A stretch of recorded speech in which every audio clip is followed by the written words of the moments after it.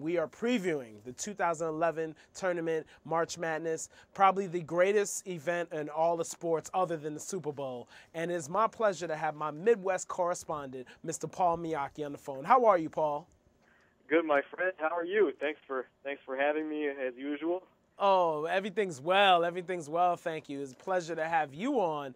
And Ohio, things are going well in Ohio. I mean, you have Ohio State in the tournament. You have Akron in the tournament. I mean, you know, it seems like Northeast Ohio is doing well. Yeah, and, you know, there's a couple teams from Southern Ohio, too. In fact, I just got my tickets for the Cleveland pod Friday night. Xavier, of course, is playing there. That's and, right. Cincinnati was sent to, I believe, Washington, D.C. to play. So, yeah, Ohio is representing, like you say. Absolutely, absolutely. And without further ado, we're going to get right to, actually, but before we, go on, I'm going to tell the audience that Paul and I are going to preview each of the regions, the East region, the West region, the Southwest region, and the Southeast region. And then we will come up with our Final Four, each of our Final Fours from each of the regions. But we will preview the first round matchups that are worth watching out for. So here we go with first, we're going right to it, the East region. So, Paul, I think Ohio State, Ohio State may have a little trouble with the winner of the 16 seed game. You think? Yeah, they're in real danger territory. Oh man, I don't know if we'll ever see a 1 seed be upset. When that time comes, it'll be actually great and embarrassing at the same time. Yeah, that's very true. Now with so much parity, I still, even with the parity and the balance, that still would shock me if a number one goes down. Number twos would not shock me, especially this year, but like you say, a number one going down, it's just not going to happen. Yeah, absolutely. And moving right on, George Mason, Villanova, very interesting matchup. Big East tournament covered Villanova. They lost to South Florida. They have really been in the tailspin this last month of the season. And it seems like the interior play is not there. Seems like the shooting has been very inconsistent. And George Mason throughout the season has been consistent. You nailed it about Villanova. Their post play has not been good. They've really regressed, those big guys. Streaky shooting. Of course, they're a three-point shooting team, and they've gone away from their sets. They've just done a lot of isolation and not a lot of ball movement.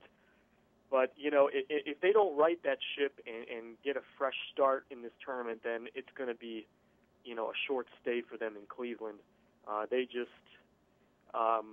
George Mason's a kind of a well-oiled machine. They've got interior play and great guards. They're a veteran team. That could pose a problem for Ohio State. If Ohio State were to sleepwalk through that second round game.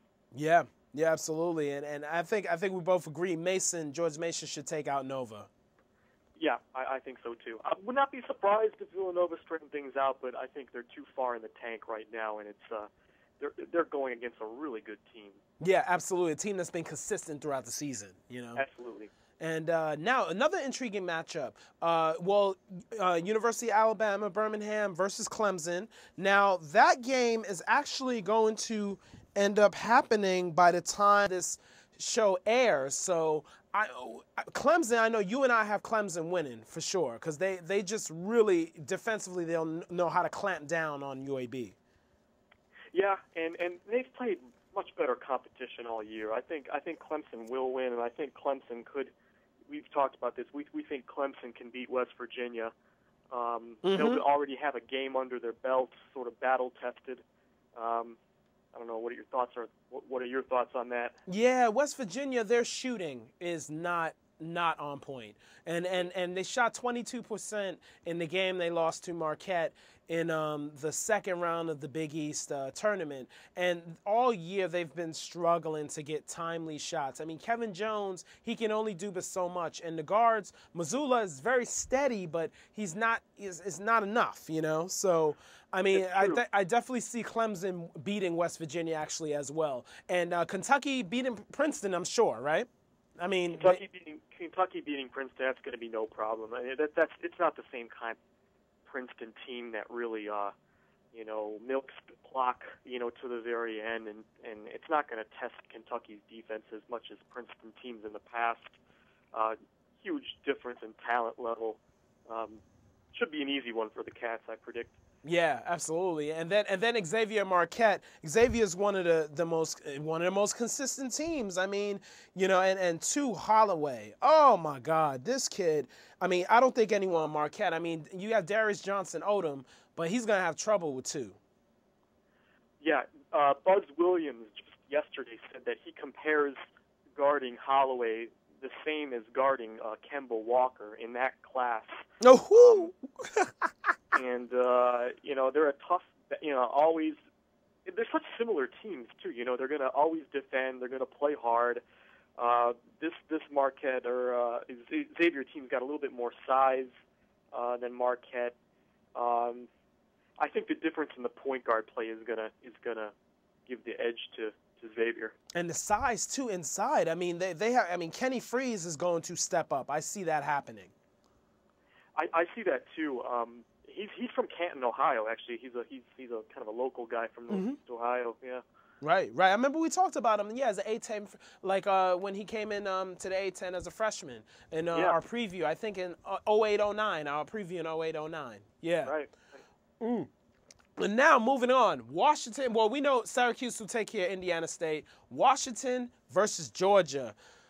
Woo, what a matchup. We have conflicting opinions on this one. I have Georgia winning. I mean, definitely, oh, God, with the inside-outside combination of Trey Tompkins and Travis Leslie, The thing that you like about Georgia is, teams do well when they have two NBA players. We know that. And those two guys are going to be playing in the NBA, I think. Mm-hmm. The issue in that game is whether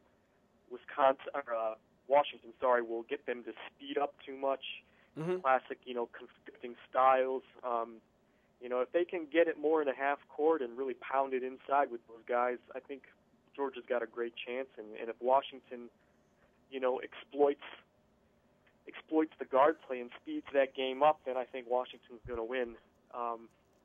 That's going to be one of my favorite games to watch in the first round. That's right, 9:45 Friday night, and I'm going to have a good time watching that game and be out and about.